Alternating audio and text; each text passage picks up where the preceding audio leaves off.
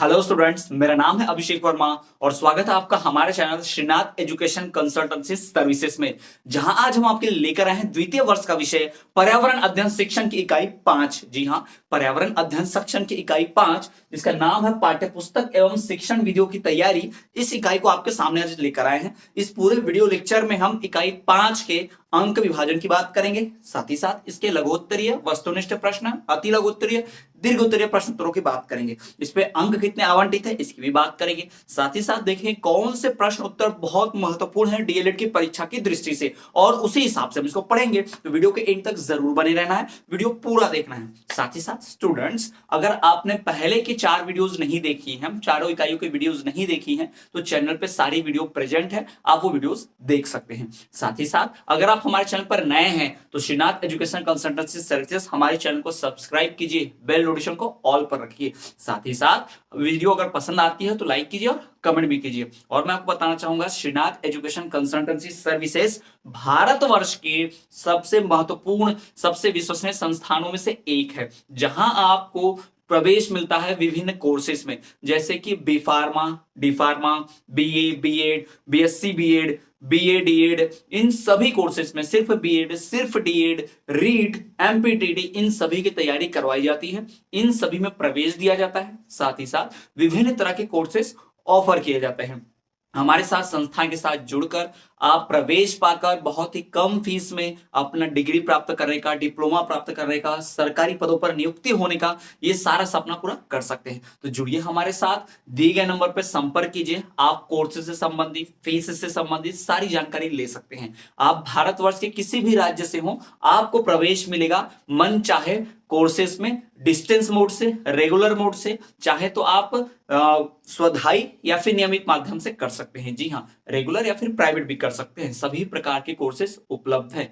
Srinath education consultancy के साथ जुड़कर सैकड़ों छात्रों ने अभी तक बहुत सारी डिग्रियां प्राप्त की हैं, साथ ही साथ अपना भविष्य उज्जवल बना है। तो आप भी श्रीनाथ एजुकेशन कंसल्टेंसी के साथ जुड़ सकते हैं और अपना भविष्य उज्जवल बना सकते हैं। तो आज ही दी गई नंबरों पर संपर्क कीजिए और मनवांछित कोर्सेस में प्रवेश लीजिए। तो चलिए स्टूडेंट्स, बिना किसी देरी के अब हम शुरू करते हैं श्रीनाथ एजुकेशन कंसल्टेंसी के द्वारा डीएलएड का पाठ्यक्रम, जिसमें हम इकाई 5 पर्यावरण अध्ययन शिक्षण की बात करेंगे, जिसका नाम है पाठ्यपुस्तक एवं शिक्षण विधियों की तैयारी। तो चलिए सबसे पहले हम जुड़ते हैं और देखते हैं, बढ़ते हैं कि इसके अंक विभाजन कैसे हैं। अंक विभाजन की बात करेंगे तो इसके अंक विभाजन की बात करें, भाई इकाई 5 जो है कुल 10 अंक आवंटित है। इस इकाई 5 पर कुल कितने अंक आवंटित है? 10 अंक। 10 अंकों की पूरी इकाई है और इस इकाई से 10 अंक है और इसमें से एक मार्क्स के 3 क्वेश्चन आते हैं, यानी 3 वस्तुनिष्ठ आते हैं, यानी एक एक नंबर वाले, रिक्त स्थान, वस्तुनिष्ठ, खाली स्थान और एक वाक्य वाले, ऐसे कुल मिलाकर 3 आते हैं। साथ ही साथ 2 मार्क्स के 2 आते हैं, यानी अति लघुत्तरीय वाले 2 आएंगे, 2-2 नंबर के, यानी 4 नंबर ये हो गए, 3 नंबर ये हो गए, और 3 मार्क्स से एक लघुत्तरीय प्रश्न भी आता है, तो 7 और 3 10 हो गए। तो ये 3 और ये 4, 7 और ये 3 10। तो इस प्रकार से कुल 10 अंक आवंटित है इस इकाई पर। ठीक, तो ये तो बात हो गई श्रीनाथ एजुकेशन कंसल्टेंसी सर्विसेज के द्वारा डीएलएड के पाठ्यक्रम के इकाई 5 परीक्षा पर्यावरण अध्ययन शिक्षण पाठ्यपुस्तक एवं शिक्षण विधियों की तैयारी की इकाई 5 की, इसके अंक विभाजन की। चलिए अब हम बढ़ते हैं इसके महत्वपूर्ण प्रश्न उत्तर कौन से, उनकी बात करते हैं। तो अगर इसके महत्वपूर्ण प्रश्न उत्तरों की बात करें तो सबसे पहले मैं आपको बताऊंगा कुल महत्वपूर्ण प्रश्न उत्तर जो है यहाँ पर मैं 15 बताऊंगा आपको, जो बहुत ही वस्तुनिष्ठ इंपॉर्टेंट है, परीक्षा की दृष्टि से बहुत महत्वपूर्ण है। यही इन्हीं में से 3 वस्तुनिष्ठ प्रश्न आपको गारंटेड आएंगे और साथ ही साथ इनमें से ही इनका ही इस्तेमाल करते हुए आप लघुत्तरीय, अति लघुत्तरीय, दीर्घ उत्तरीय प्रश्न लिख सकते हैं। जी हाँ, याद रखिए, किसी भी इकाई के वस्तुनिष्ठ प्रश्नों की सहायता से बड़े प्रश्न उत्तर लिखे जाते हैं, लघु हो, अति लघु या दीर्घ हो, इन वस्तुनिष्ठ की सहायता से लिखे जाते हैं। और वस्तुनिष्ठ तो पहले भी आते हैं, तो आपको ध्यान ही रखना है कि ये पढ़ने से आपके 3 नंबर वस्तुनिष्ठ वाले तो पक्के हो ही जाएंगे। साथ ही साथ आप और जो लघु उत्तरीय, अति लघु उत्तरीय और दीर्घ उत्तरीय प्रश्न हल करना चाहते हैं, उनको भी आपको इसी की मदद से हल करने में सहायता मिलेगी। ये बहुत ही महत्वपूर्ण होते हैं। किसी भी इकाई की पढ़ाई की शुरुआत, तैयारी की शुरुआत वस्तुनिष्ठ प्रश्न उत्तरों से ही करनी चाहिए। ठीक, तो हम भी इस इकाई के वस्तुनिष्ठ प्रश्नों की बात करेंगे। तो चलिए सबसे पहले देख लेते हैं प्रश्न क्रमांक 1, जो बहुत महत्वपूर्ण है। सवाल यह है कि जीवाणु द्वारा होने वाले रोग कौन से हैं? जो बैक्टीरिया, वायरस, जो जीवाणु होते हैं, कीटाणु होते हैं, विषाणु होते हैं ना, उनसे जो रोग होते हैं वो पूछा गया। तो वो जो रोग होते हैं वो था टाइफाइड, निमोनिया और हैजा। जी हाँ, टाइफाइड, निमोनिया और हैजा। ठीक, तो ये जीवाणु द्वारा होने वाले रोग है। अब जीवाणु में अंतर होता है, जीवाणु और वायरस, बैक्टीरिया, इन सब में अंतर होता है ना। जीवाणु, विषाणु, कीटाणु, इन सब में अंतर होता है। जर्म्स मतलब कीटाणु, है ना, और जीवाणु मतलब बैक्टीरिया, है ना। तो इनकी मदद से तो नहीं, इनकी वजह से ही हमें बीमारियां होती हैं। किस प्रकार की बीमारी? टाइफाइड, निमोनिया और हैजा। जीवाणु से द्वारा होने वाला रोग है टाइफाइड, निमोनिया और हैजा। याद रखिएगा, कोई भी एक याद रखेंगे, तीनों याद रखेंगे तब भी अच्छा। दूसरा, खाद्य श्रृंखला में प्रथम कौन है? खाद्य श्रृंखला यानी जो फूड साइकिल होती है, फूड चेन होती है, उस श्रृंखला में, उस सीक्वेंस में पहले कौन है? पौधे। पौधे ही सौर ऊर्जा लेते हैं, सूरज से रोशनी लेके पौधे फोटोसिंथेसिस, प्रकाश संश्लेषण करते हैं, ऊर्जा बनाते हैं। फिर पौधे को फिर हिरण खा जाता है, फिर हिरण को शेर खा जाता है। तो सबसे पहले तो पौधा ही आता है ना। तो पौधा जो है खाद्य श्रृंखला में सबसे प्रथम है। प्लांट्स, पौधे जो होते हैं प्रकृति के, पर्यावरण के, वो सबसे पहले है खाद्य श्रृंखला में। बढ़ते अगले प्रश्न की ओर। परिस्थिति तंत्र में मनुष्य क्या है? जी, परिस्थिति तंत्र जो है उसमें मनुष्य क्या है? तो भोजन है भाई, भोजन का उपभोक्ता। मनुष्य जो है वो भोजन का उपभोक्ता है, यानी हम भोजन खाते भाई, भोजन का हम तो उपभोग करते हैं, भोजन को ग्रहण करते हैं। ठीक, तो परिस्थिति तंत्र में, परिस्थिति तंत्र मतलब प्रकृति में, शॉर्ट में कहा जाए तो प्रकृति, नेचर में हम लोग क्या है? हम मनुष्य जो है भोजन के उपभोक्ता है। हम भोजन लेते हैं पृथ्वी से, है ना, और भोजन तो लेते ही है, साथ ही साथ हम क्या करते हैं भाई? अपना घर, आश्रय, आवास, शेल्टर वो भी बनाते हैं ना। तो जी, घर और भोजन के लिए, आश्रय और भोजन के लिए हम किस पे डिपेंडेंट है? किस पर निर्भर है? पृथ्वी पर, प्रकृति पर, ठीक है, पर्यावरण पर। तो परिस्थिति तंत्र में मनुष्य है भोजन का उपभोक्ता। अगला देखिए, भूमि पर वनस्पति की चादर का कार्य है। भूमि पर, जमीन पर जो एक लेयर, एक चादर बिछी होती है वनस्पति की, घास फूस की, उसका काम क्या है? देखिए, जब बारिश आएगी और भूमि के ऊपर कोई घास फूस नहीं होगी तो मिट्टी खुली रहेगी, तो बारिश के पानी के साथ मिट्टी बह जाएगी। इसको बोलते हैं मृदा अपरदन, सॉइल इरोजन, इंग्लिश में कहते हैं सॉइल इरोजन, हिंदी में मृदा अपरदन, या फिर इसे भूक्षरण भी बोलते हैं। भूक्षरण यानी कि लैंड डिग्रेडेशन, जमीन का नुकसान होना भी इसे बोलते हैं। तो भाई वनस्पति रहेगी तो पानी के साथ मिट्टी नहीं बहेगी, क्योंकि जो घास फूस की जड़ें होंगी, आपने देखा होगा गार्डन जहां लॉन होता है, जहां पे हरी घास होती है, तो वहां से कभी मिट्टी नहीं बहती। क्यों? क्योंकि वो घास की जड़ें मिट्टी को पकड़ कर रखती हैं, जिस कारण से कितनी ही बारिश आ जाए वहां से मिट्टी नहीं बहने वाली। लेकिन अगर खुला आंगन हो, खुला जमीन हो, खेत का जमीन हो, जहां पे घास फूस नहीं लगी है, पौधे नहीं लगे हैं, तो बारिश आएगा तो वहां से मिट्टी बहने लग जाएगी पानी के साथ। क्यों? क्योंकि उसको पौधों की जड़ों ने पकड़ के नहीं रखा है। तो भूमि पर वनस्पति की चादर का कार्य क्या भाई? भूक्षरण यानी कि लैंड डिग्रेडेशन, जमीन को खराब होने से बचाना, भूक्षरण को रोकना, लैंड डिग्रेडेशन को रोकना। ठीक है, बढ़ते अगले प्रश्न की ओर। रेडियो एक्टिव प्रदूषण से होने वाला रोग है, रेडियो एक्टिव प्रदूषण, रेडियो एक्टिव प्रदूषण, रेडियो एक्टिव, रेडियो धर्मी पदार्थ होते हैं, आपने सुना होगा। रेडियो एक्टिव पदार्थ जैसे कि यूरेनियम, थोरियम, आपने सुना होगा में भी, है ना। तो वो जो होते हैं न्यूक्लियर वाले, तो परमाणु जिसे कहते हैं, तो रेडियो एक्टिव प्रदूषण से होने वाला कौन सा रोग है? अस्थि संबंधी रोग होता है, अस्थि संबंधित रोग होता है। जी हाँ, याद रखिए, रेडियो एक्टिव प्रदूषण से होने वाला सबसे प्रमुख रोग कौन सा है? अस्थि संबंधी रोग है। यह होता है रेडियो एक्टिव प्रदूषण से। बढ़ते अगले प्रश्न की ओर। अगला प्रश्न है, भारत में पर्यावरण समन्वय समिति की स्थापना की गई थी। भारत में पर्यावरण समन्वय, पर्यावरण के साथ समन्वय बनाने के लिए, पर्यावरण को बचाने के लिए, पर्यावरण को ठीक रखने के लिए जो समिति बनाई गई थी, उस समिति की स्थापना कब की थी? 1972 में। पर्यावरण समन्वय समिति की स्थापना की गई थी 1972, 1972, सन 1972 में। याद रखेंगे किसकी भाई? भारत में पर्यावरण समन्वय समिति की स्थापना। भारत में, पूरे विश्व की बात नहीं कर रहे हैं, भारत की बात कर रहे हैं। तो भारत में पर्यावरण समन्वय समिति की स्थापना 1972 में की गई थी। बढ़ते अगले प्रश्न की ओर। राष्ट्रीय परती भूमि यानी कि ऐसी जमीन जिसके ऊपर खेती ना की जाए, जिसको खाली छोड़ दिया जाता है, उसे परती भूमि कहते हैं, परती जमीन। ठीक है, तो राष्ट्रीय परती भूमि विकास बोर्ड का गठन कब हुआ था? 1985 में। राष्ट्रीय परती भूमि विकास बोर्ड का गठन हुआ था 1985 में, 1995 में। अब यहां से वर्ष ही वर्ष याद रखने आपको। पहला बात, पर्यावरण समन्वय समिति की स्थापना 1972, फिर राष्ट्रीय परती भूमि विकास बोर्ड का गठन 1985। ठीक, उसके पश्चात राष्ट्रीय वन नीति बनाई गई थी। वन नीति यानी कि फॉरेस्ट पॉलिसी, है ना, फॉरेस्ट पॉलिसी, वन नीति, वनों को बचाने की नीति, वनों को इस्तेमाल करने की नीति, जो वो बनी थी भारत में कब? भारत सरकार ने पहली बार 1952 में, 1952 में। जी हाँ, राष्ट्रीय वन नीति बनाई गई 1952 में, 1952 में पहली बार, 1952 में राष्ट्रीय वन नीति। अब देखिए, पर्यावरण समन्वय समिति 1972, राष्ट्रीय परती भूमि विकास बोर्ड 1985, राष्ट्रीय वन नीति 1952। ये 3 ईयर जो है, वर्ष आपको याद रखने पड़ेंगे। ठीक है, याद रखिएगा कब में क्या बना हुआ है। उसके पश्चात ध्वनि की इकाई है, ध्वनि को नापने की इकाई, जैसे दूध को लीटर में नापते हैं, कपड़े को सेंटीमीटर मीटर में नापते हैं, तो ध्वनि को कैसे नापते हैं, ध्वनि कितनी तीव्र है, तो ध्वनि को नापने के लिए यूनिट है वो डेसिबल। जी हाँ, डेसिबल, साउंड जिसे कहते हैं, आवाज, ध्वनि, उसको नापने के लिए डेसिबल यूनिट है। जैसे कि अभी लाउड स्पीकर बज रहा है तो ज्यादा जोर से बज रहा है तो ज्यादा डेसिबल का होगा, कम धीरे धीरे बज रहा है तो कम डेसिबल का होगा। ठीक है, तो डेसिबल का मतलब होता है वह इकाई जो ध्वनि को मापती है, ध्वनि की तीव्रता, ध्वनि को मापने का जो इकाई है उसे कहते हैं डेसिबल। क्या कहते हैं उसे? डेसिबल। याद रखिएगा, कई सारी परीक्षाओं में पूछ देता है, सिर्फ डीएलएड की नहीं बाकी परीक्षाओं के लिए महत्वपूर्ण है। तो ध्वनि की इकाई है डेसिबल। अगला देखिए, सर्वप्रथम पारितंत्र शब्द का प्रयोग किसने किया था? सर्वप्रथम पारितंत्र शब्द, पारितंत्र जो शब्द है इसका प्रयोग सबसे पहले किसने किया था? तो सर्वप्रथम पारितंत्र शब्द का प्रयोग एजी टांसले ने किया था। किसने किया था? एजी टांसले। जी हाँ, याद रखिएगा, सर्वप्रथम पारितंत्र शब्द का प्रयोग एजी टांसले ने किया था। पारितंत्र शब्द का प्रयोग एजी टांसले ने किया था। अगला देखिए, परिस्थिति प्रणाली का सरलतम नाम प्रकृति है। परिस्थिति प्रणाली, परिस्थिति तंत्र या परिस्थिति प्रणाली, हमने कौन जगह पढ़ा था? ये देखिए यहाँ पढ़ा था, भोजन का उपभोक्ता है, फूड चेन।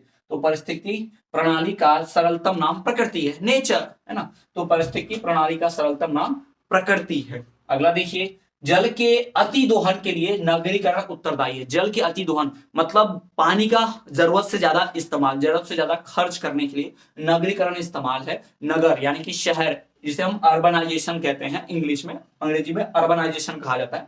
अर्बनाइजेशन रिस्पॉन्सिबल है। कैसे भाई? गांव के लोग जो हैं वो कम पानी इस्तेमाल करते हैं, शहर के लोग ज्यादा इस्तेमाल करते हैं। कैसे भाई? शहर के लोग मोटर होती है तो मोटर चालू कर देते हैं, ठीक है, और फिर गाड़ी धोने के लिए भी उसी का इस्तेमाल किया जाता है। गार्डन का पानी, स्विमिंग पूल का पानी, है ना, अपने गाड़ियां धोने के लिए पानी, इन सब के लिए बहुत ज्यादा पानी लगता है। जबकि गांव के लोग इन सब चीजों से, आधुनिक सुविधा से दूर हैं, वंचित हैं, तो वो इन सब चीज का इस्तेमाल कम ही करते हैं। अभी तो गांव में भी होने लग गया है, लेकिन जैसे जैसे गांव का नगरीकरण हो रहा है वहां भी हो रहा है। तो नगरीकरण जो है बहुत हद तक जिम्मेदार है किसके लिए? पानी के अत्यधिक दोहन के लिए, जल के अत्यधिक दोहन के लिए। तो जल के अति दोहन के लिए नगरीकरण उत्तरदायी है, जिम्मेदार है।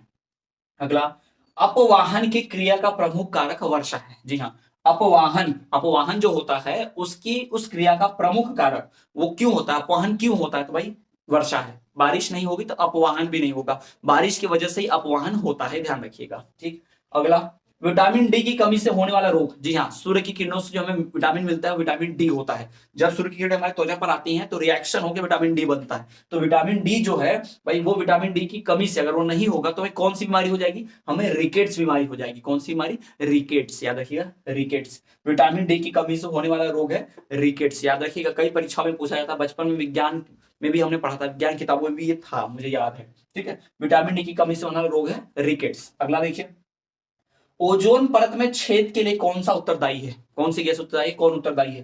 भाई ओजोन परत, हमारे पृथ्वी के चारों ओर ओजोन की लेयर होती है, O3 जिसे कहते हैं, O3 फॉर्मूला होता है, सूत्र होता है। तो वो ओजोन लेयर जो है चारों तरफ से ढकी है, लेकिन अभी हो रहा है कि उस ओजोन लेयर में छेद हो रहा है। तो सिर्फ ये ओजोन लेयर क्या करता है? सूर्य से आने वाली पैराबैंगनी किरणें, जिसे अल्ट्रावायलेट रेस कहते हैं, उसको रोकता है, क्योंकि उससे बीमारी हो सकती है हमें। तो ओजोन लेयर हमारे लिए फायदेमंद है, लेकिन ओजोन लेयर खराब हो रही है, ओजोन लेयर में छेद हो रहा है। तो ये क्यों हो रहा है? हमारे एसी, रेफ्रिजरेटर, फ्रिज से निकलने वाली गैस निकलती है, जिस गैस का नाम है क्लोरोफ्लोरोकार्बन। जी हाँ, CCl2F2 जिसे कहते हैं, फॉर्मूला उसका CCl2F2, क्लोरोफ्लोरोकार्बन। ठीक है, तो ये जो गैस है क्लोरोफ्लोरोकार्बन, इस गैस के कारण ओजोन लेयर में छेद हो रहा है। पहले जो रेफ्रिजरेटर, एसी और फ्रिज वगैरह बनते थे तो उनमें से हार्मफुल गैस निकलती थी, अभी तो बंद हो गया, बैन लग गया उस तरीके पे। अब जो एसी और फ्रिज बनता है उसमें से गैस नहीं निकलती।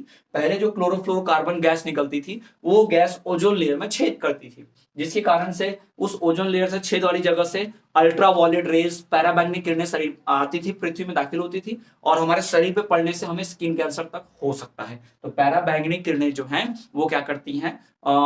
वो हमें बीमारी देती हैं, कैंसर जैसी घातक बीमारी। लेकिन उससे बचाता कौन है? उन्हें आने से कौन रोकता है? Ozone layer. और उस ओजोन लेयर को कौन खराब कर रहा है? Chlorofluorocarbon gas. ध्यान रखिएगा। ठीक, बढ़ते हैं। तो ये होगा हमारे सारे वस्तुनिष्ठ प्रश्न। इसके बाद अति लघुत्तर प्रश्न है, तो पहले हम इन वस्तुनिष्ठ प्रश्नों के बाद फिर से रिवाइज कर लेते हैं। पहला, जीवाणु द्वारा होने वाला रोग है टाइफाइड, निमोनिया, हैजा।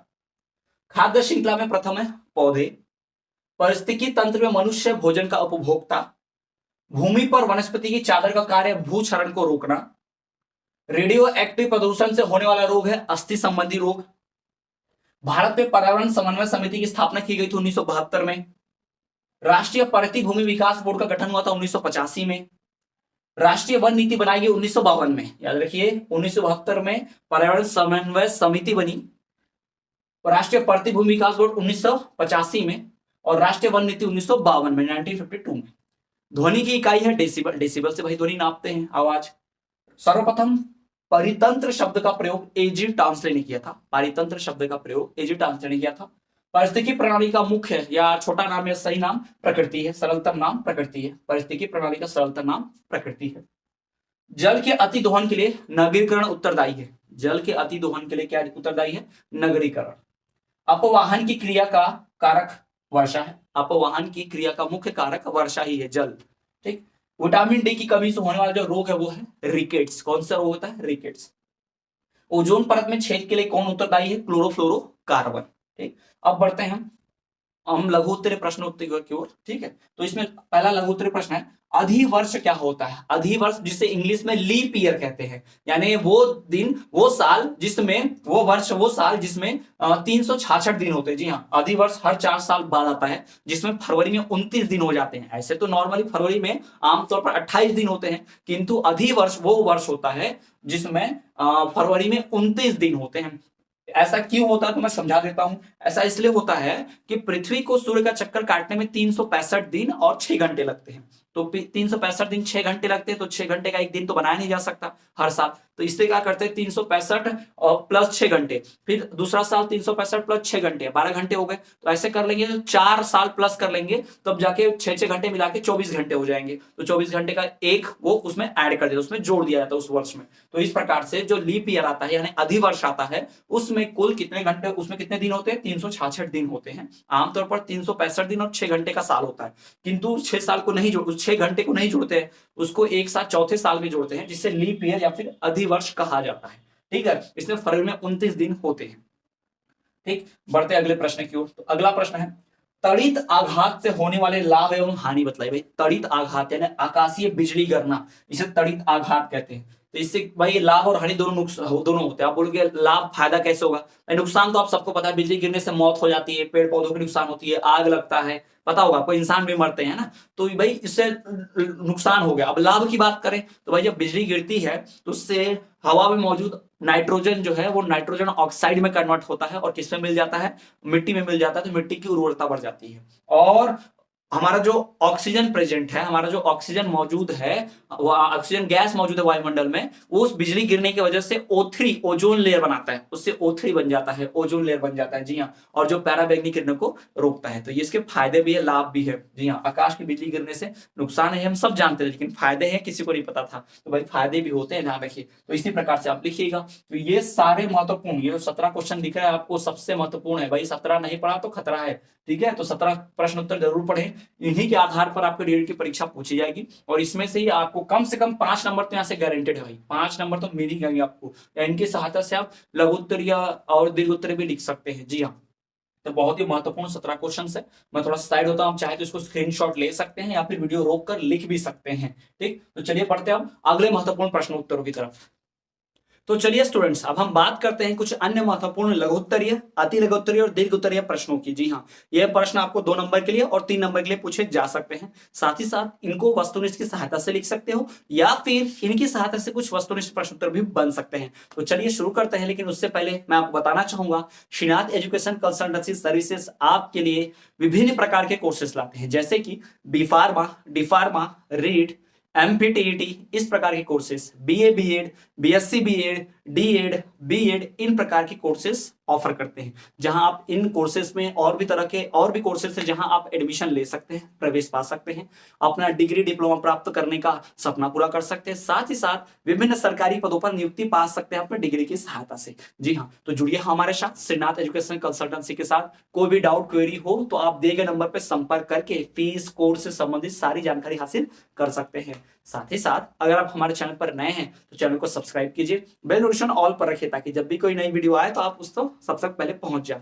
साथ ही साथ सैकड़ों छात्रों ने भारतवर्ष के यहाँ से प्रवेश लिया है, डिग्री प्राप्त की है और विभिन्न पदों पर नियुक्ति पाकर सरकारी पदों पर नियुक्त हैं और अपना सपना पूरा कर रहे हैं। आप भी चाहते हैं आप भारतवर्ष के किसी भी राज्य से हो, श्रीनाथ एजुकेशन कंसल्टेंसी सर्विसेज बहुत ही विश्वसनीय संस्था है। यह आपके लिए न सिर्फ प्रवेश दिलाती है बल्कि इस तरह के online offline video lectures classes भी अवेलेबल कराते हैं, स्टडी मटेरियल भी प्रोवाइड करते हैं जो परीक्षा की दृष्टि से बहुत महत्वपूर्ण होते हैं और सफलता की गारंटी होते हैं। तो आप भी जुड़िए हमारे साथ श्रीनाथ एजुकेशन कंसल्टेंसी के साथ, कीजिए अपना सपना साकार। दिए गए नंबर पर संपर्क कीजिए और जुड़िए हमारे साथ। तो चलिए, बात हो गई श्रीनाथ एजुकेशन कंसल्टेंसी सर्विसेज की। अब बढ़ते हैं हमारे कुछ अन्य महत्वपूर्ण प्रश्न उत्तर की ओर, जिसमें सबसे पहला प्रश्न है, खनिज लवणों के कार्य बताइए। जो खनिज लवण होते हैं यानी कि विटामिन मिनरल्स होते हैं, जैसे कि आपने देखा होगा कई सारे vitamin A B C minerals पानी में होते हैं, बहुत सारी चीजें, ग्लूकोज, ये सब जो होता है, तो ये सब जो है खनिज लवण हमारे लिए कार्य है, हमारे लिए कार्य करते हैं, हमारे लिए महत्वपूर्ण है, क्योंकि ये खाने में अगर ये नहीं होंगे,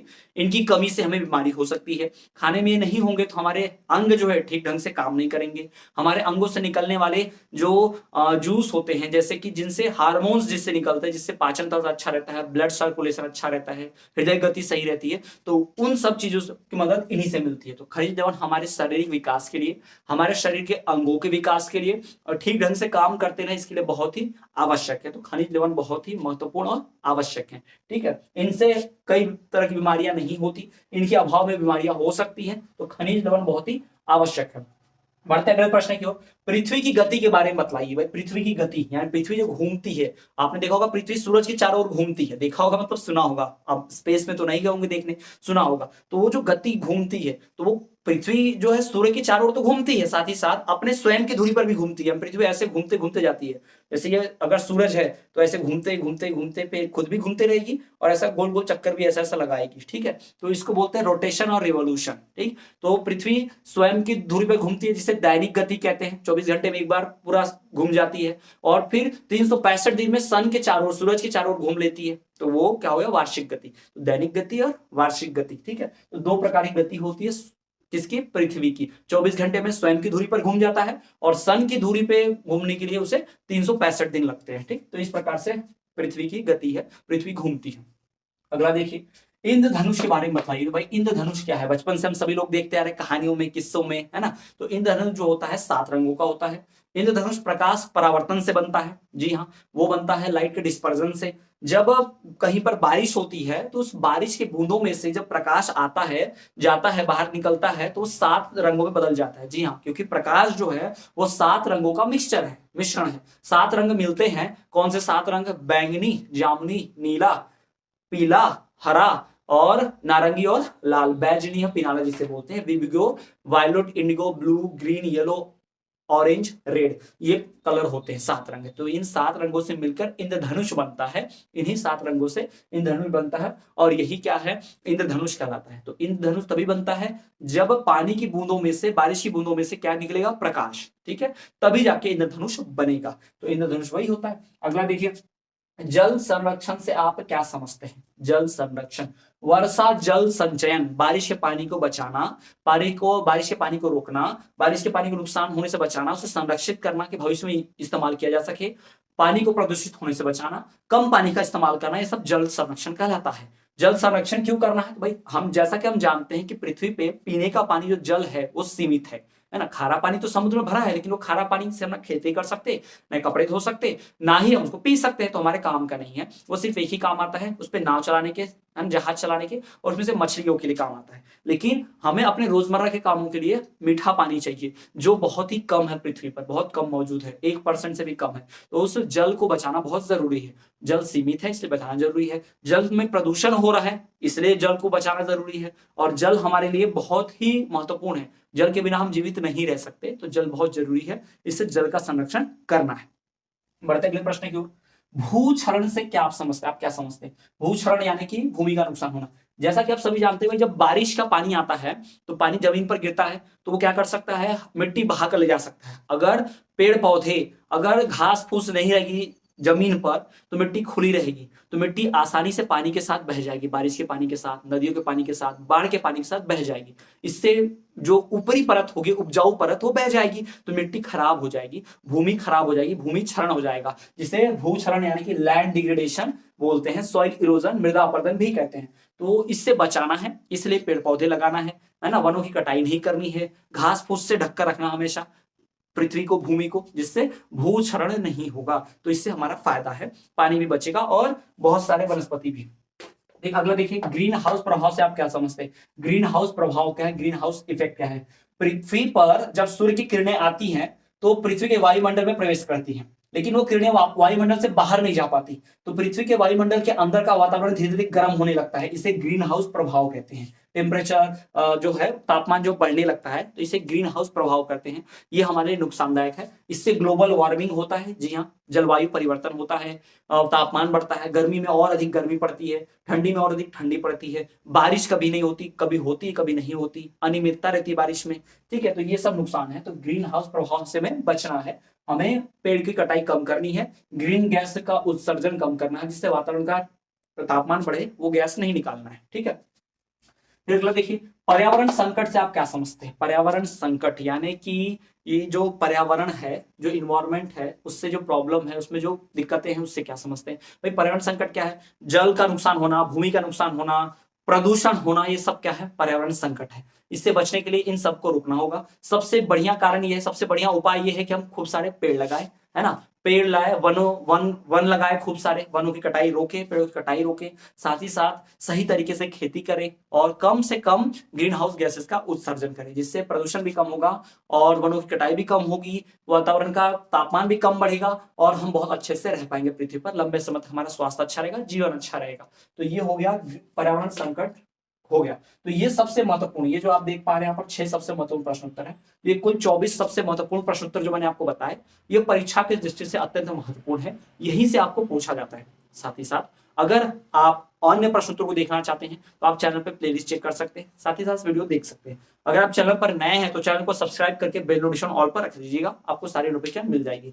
साथ ही साथ स्टूडेंट्स, आप क्या कर सकते हैं, दिए गए नंबर पर संपर्क कर विभिन्न कोर्सेज के बारे में जानकारी ले सकते हैं, श्रीनाथ एजुकेशन कंसल्टेंसी के साथ जुड़ सकते हैं, जहां आपको मौका मिलेगा विभिन्न कोर्सेज में प्रवेश पाने का, बहुत ही अच्छे से डिग्री और डिप्लोमा प्राप्त करने का, चाहे आप नियमित या फिर स्वधाई या फिर प्राइवेट या रेगुलर से भी कर सकते हैं। तो चलिए स्टूडेंट्स, ये इकाई यहीं पर समाप्त होती है। हम आपसे मिलेंगे अगले वीडियो में, तब तक देखते रहिए श्रीनाथ एजुकेशन कंसल्टेंसी सर्विसेज।